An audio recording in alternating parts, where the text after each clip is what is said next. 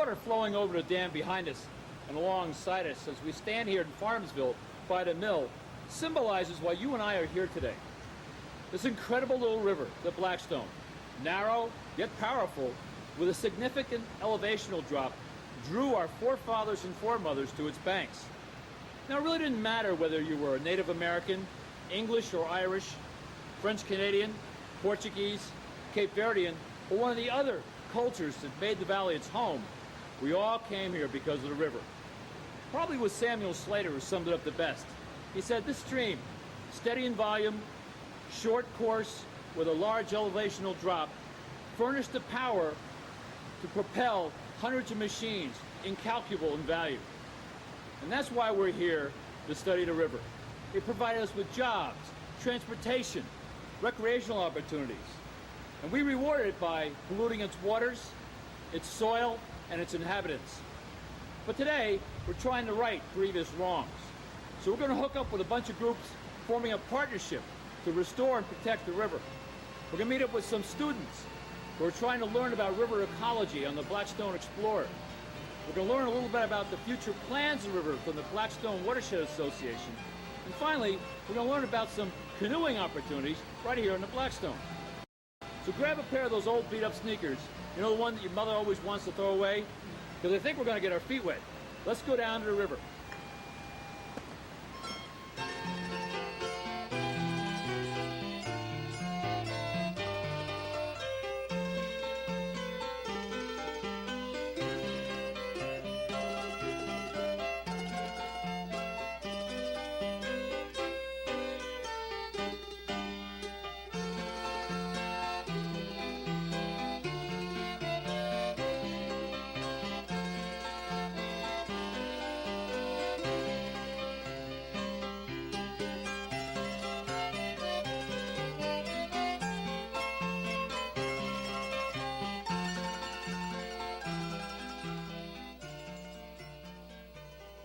In this era of corporate downsizing, budget deficits, and families squeezing every penny that they can, large, majestic plans that require lots of money don't get off the ground. However, through partnerships, where groups, individuals, and companies can get together and make a smaller contribution, these same majestic plans can gain altitude and actually fly. Let's go see a group of companies and individuals who are helping revitalize the Blackstone River through a partnership. It's a pleasure to have all of you to join us on this very special occasion today. Today, this is something very new that we're doing with our brand new Blackstone Valley Explorer boat, which you know was launched last summer and had over 5,500 people on it last year. And this year, we're going to be starting our first full season with the Explorer. And at the same time, we are starting this brand new program to bring students and others on to this beautiful Blackstone River and also to explore and learn about the environmental history and awareness of Narragansett Bay. What I'd like to do today is open everything up by introducing the president of the Blackstone Valley Tourism Council, whose visions and dreams of what you're going to be seeing with this boat and with this Riverclassroom project are all becoming a reality. So I'd like to introduce the president of the Blackstone Valley Tourism Council, Mr. Bob Ellington. Bob? An exciting day for us when we can have citizens and the Narragansett Bay Commission come together to build upon a project that we've all been working on here over the past 3 years, and that's the Blackstone Valley Explorer, which sits behind us off on the river here. I'd like to introduce Mayor Mativia. Mayor Mativia, of course, you know him from his starring roles in Nurses and the wonderful piece that took place on Entertainment Tonight. He's here today to bring the greetings of the city, but he's been a wonderful friend to the Blackstone, to the Pawtucket River, and to this whole project. He and his wife, Carol, have put a lot of their own time and effort into raising money for the riverboat, and, of course, supported us with the city's efforts as well. Mayor Mativia? Thank you, Bob. Thank you all. Unfortunately, the weather isn't like we would like it to be this morning, but it doesn't matter. It can't rain on our parade, I'll tell you.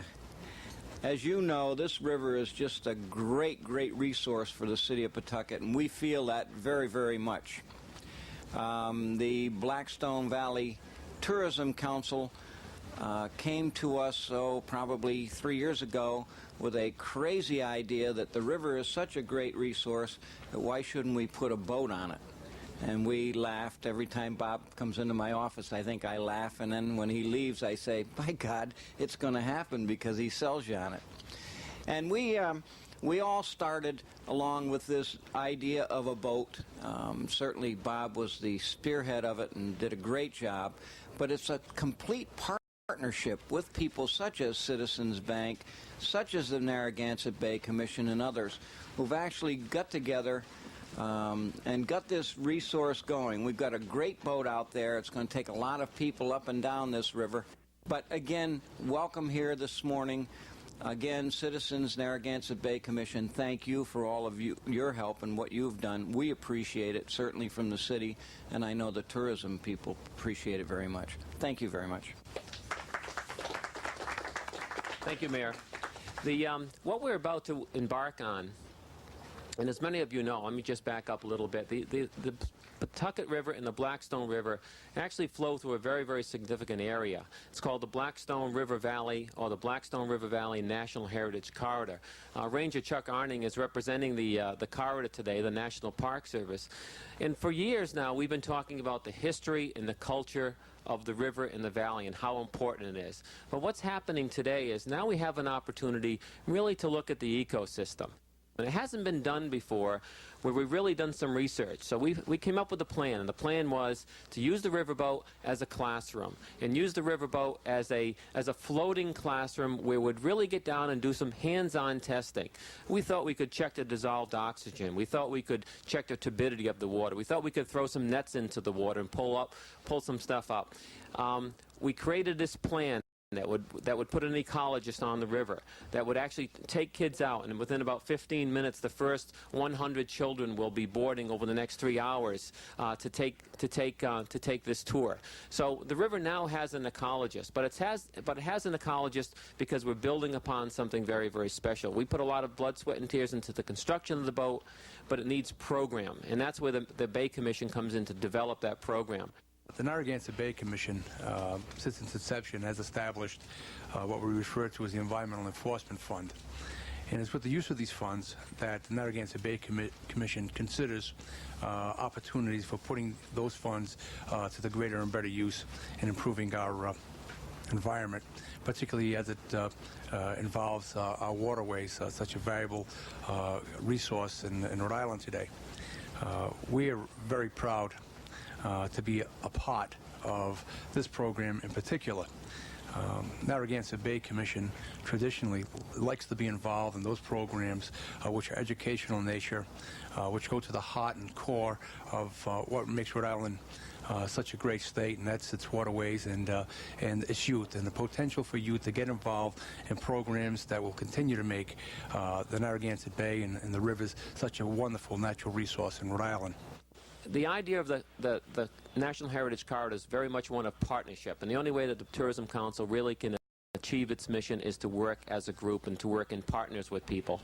That's why the Bay Commission is so important to us in helping us develop a program.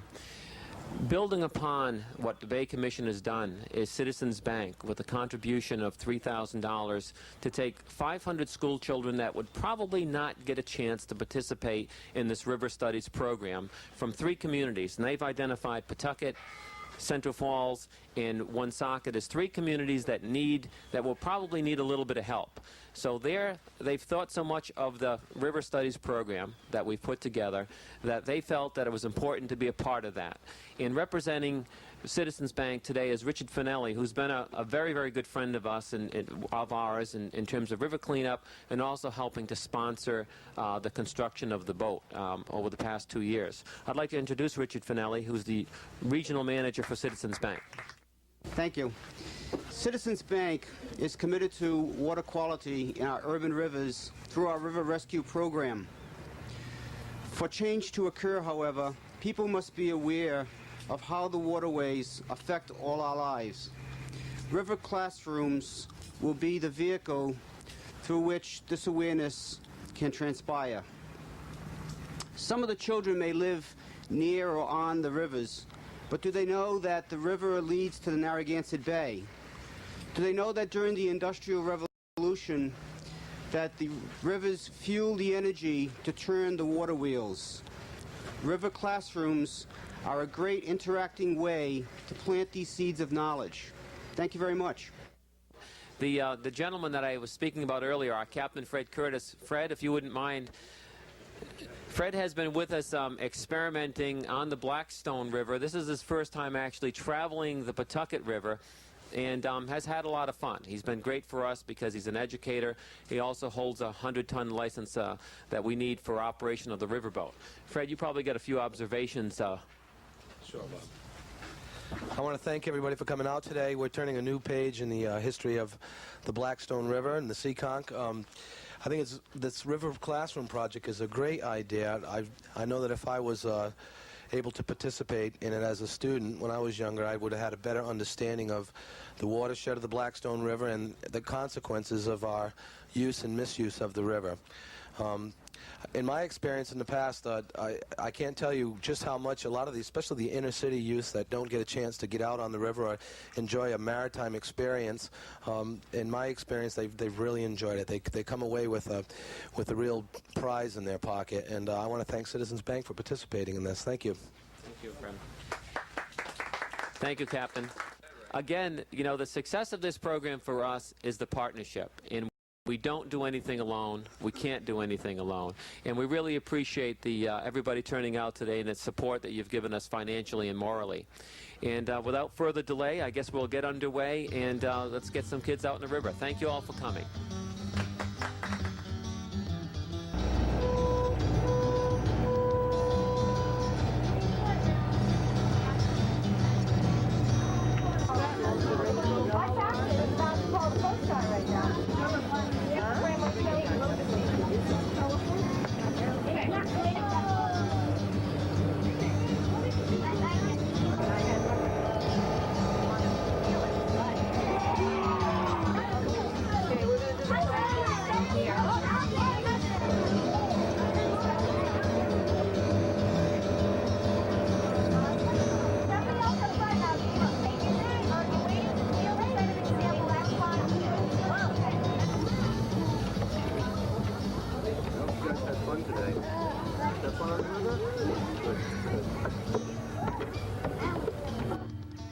When you think of the river, you think of mills and industry, people and congestion, but not about a wild river. But it's true, there is indeed a wildness about the Blackstone. For our Blackstone moment, let's meet Ranger Dick Kleber and find out a little bit more about Mother Nature's wild little river, the Blackstone.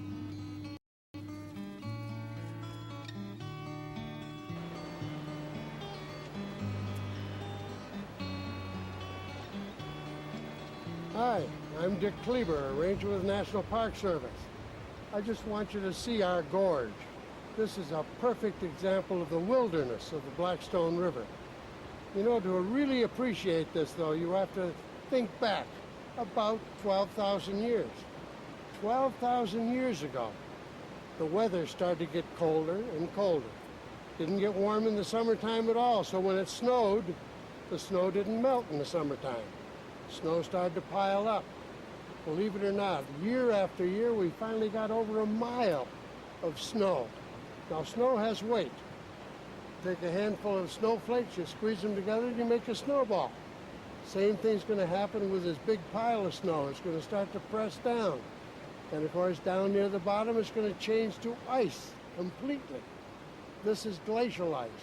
Also keep in mind that New England is all sloping downhill toward the ocean. So you build up a mile of ice, and this whole thing is going to start to ooze down toward the southeast. And of course, as it does, scrapes away every bush, every tree, every blade of grass, every piece of dirt. And of course, it also breaks off the rocks from the hillsides. And then all of these boulders that you see are being carried along by the glacier and grinding out things. And that's how this little gorge started. And then when the ice started to melt, we finally had torrents and torrents of water. And the water came down through the gorge and continued to pluck away the rocks and wear it away, and left behind this terrific gorge. Now, it isn't a very deep gorge. it only drops about 30 feet. But in the Blackstone River, this would have been uncontrollable. And that's why they put a dam, the rolling dam, up at the mouth of the gorge to divert the water around the side over to the mills on the lower part of Blackstone. Behind me here, just around the corner, you've got the Branch River. This is where the junction of the Blackstone and the Branch meet. They in turn make a bigger river and continue on down south. And that's the way the whole Blackstone River Valley works. You keep picking up new streams, new rivers, adding to it, and by the time you get down to the salt water, you've got yourself a fairly big river. Anyway, this is the Blackstone Moment. This has been Dick Kleber for the National Park Service.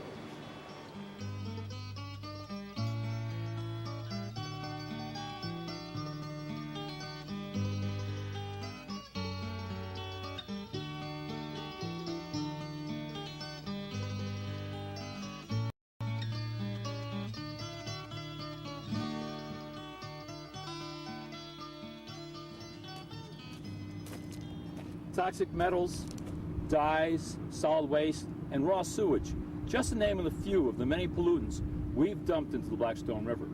But there are some groups out there that can make a difference.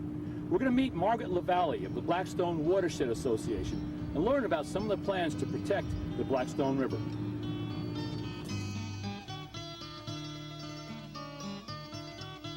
The sounds of the New England marsh. I'm here with Margaret LaValle, and Margaret, what are those sounds we're hearing? What birds are those? Well, the one I can definitely identify is a red-winged blackbird, which does come back every spring here into this marshland, along with your chickadees and your sparrows.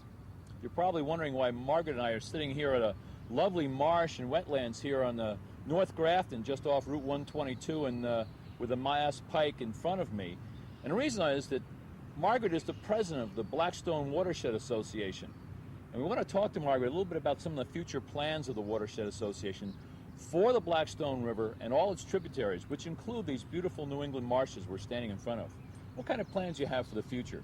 Well, the immediate future, we're going to have a canoe race on May 21st. And future plans farther away from that is a mapping project utilizing the greenway along the river. And right now that's just in the design stages, but we are seeking funding through grants and other people that are volunteers that are willing to help to map along the greenway and along the watershed, the different towns, and to incorporate this in a larger map that the watershed could use to help protect the greenway, and also to find out where discharges are being put into the Blackstone or anything else that we can be an active organization and have the citizens of the watershed help out to make the Blackstone a much cleaner place. Now, a lot of work has been done. I know in the past years, the Blackstone was one of the most dirtiest, most polluted rivers in America. And today you look in the water and really the clarity has come back amazingly. It has. I presently live in Millbury, and there were tales of one of the mills there discharging their dye into the river. So at any day you would see a red river or orange river. That is a point source of pollution which is stopped. Okay, or if there is any discharges into the river, the DEP and the EPA have a say-so on how much will be discharged.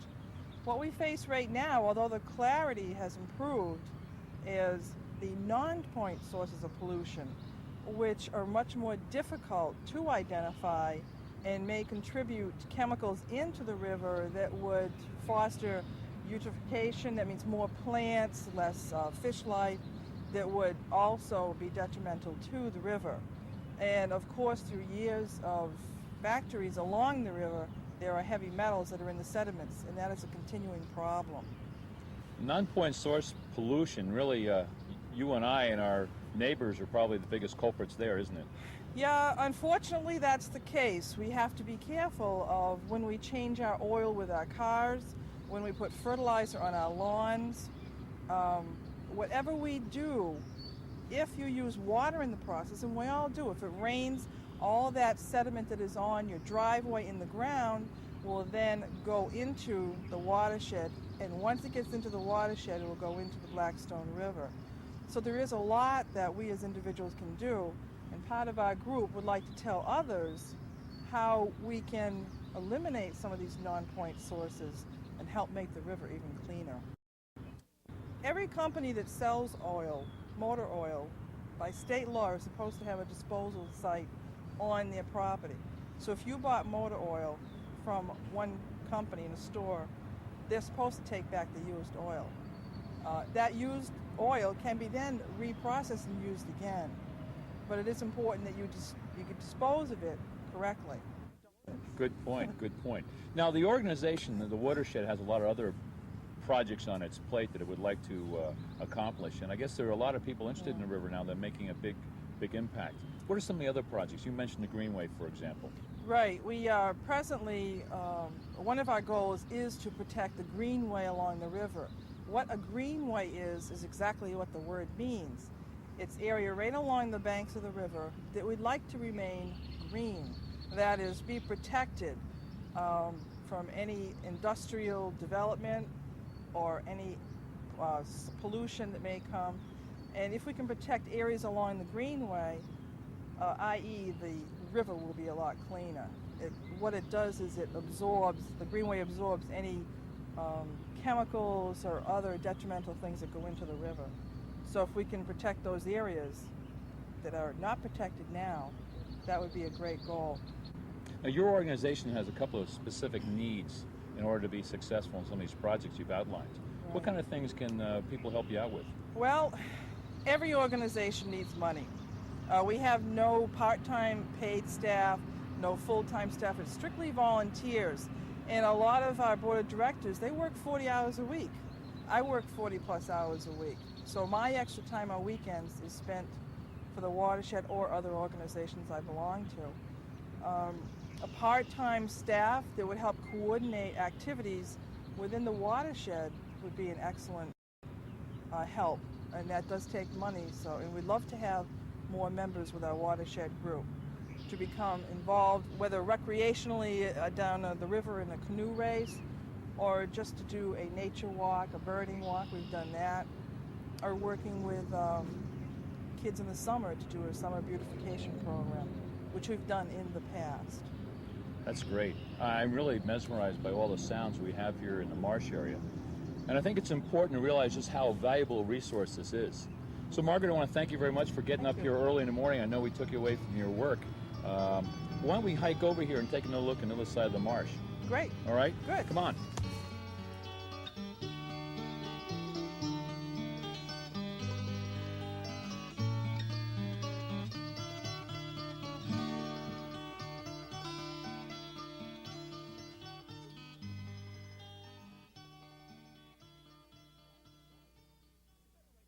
Water power, the key ingredient to America's early industrialization. And nowhere was that industrialization more keenly felt than in the Blackstone River Valley. By 1814, water-powered mills occupied all the readily available dam sites in the Blackstone Valley. By 1880, the U.S. Census reported that it would be hard to find another stream so fully utilized.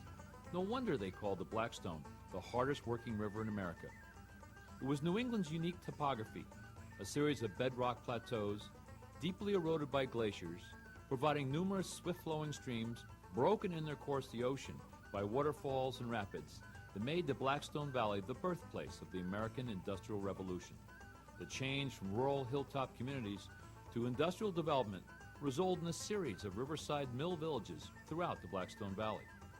It all began when Moses Brown invited Samuel Slater, who had just immigrated from England, and offered him the credit as well as the advantage of perfecting the first watermill in America. By 1790, Slater had developed America's first successful water-powered textile mill on the Blackstone River in Pawtucket, Rhode Island.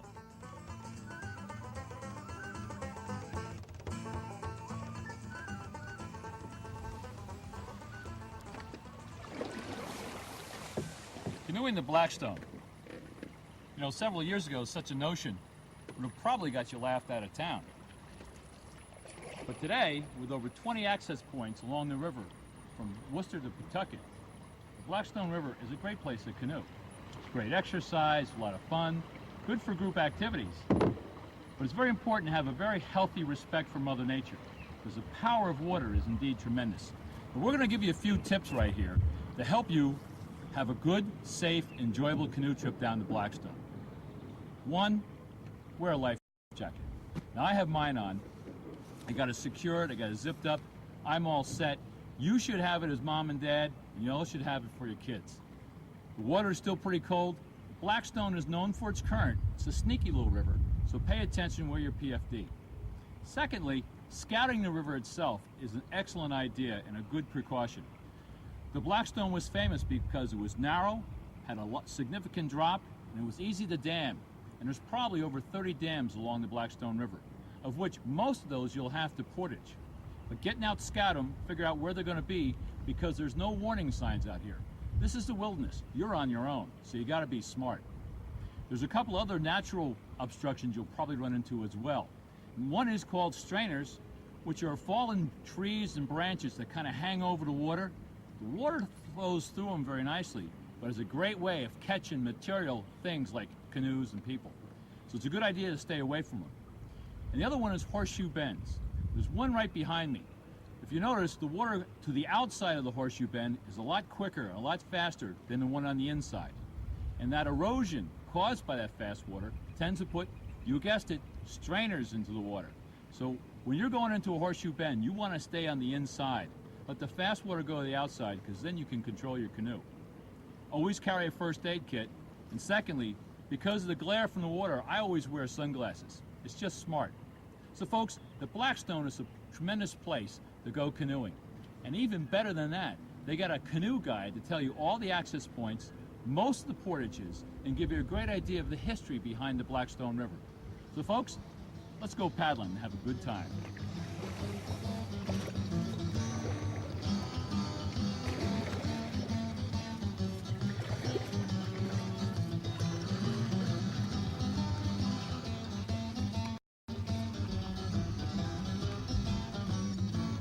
This past week has been a major milestone for the Blackstone River. Up at Clark University, the Mass Audubon Society hosted an event, a water quality event, with 17 high schools throughout the Blackstone Valley, in Rhode Island and Massachusetts. These students have been testing the water quality here in the Blackstone for the past year.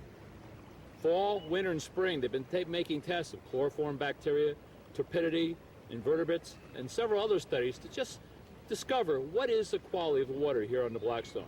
And you'd be amazed what they found out. In some things, the river is rebounding phenomenally well. In others, there's a long way to go. And seeing all these students talk about the issues that surround the Blackstone was quite an event. It makes us realize that we've come a long way. We've made people really aware that this river can be a foundation for many of our communities. But it all relies on us. We need to get back involved. We need to give something back to this river that's given us jobs, transportation, and recreational opportunities. It's kind of like the movie from the Dead Poets Society, Carpe Diem, seize the day. Get involved, let's restore the river. There's lots of organizations that want to help, who are out there to help us do that. And it's a great way to meet people, make friends, and have a good time. So folks, we'll see you on the river.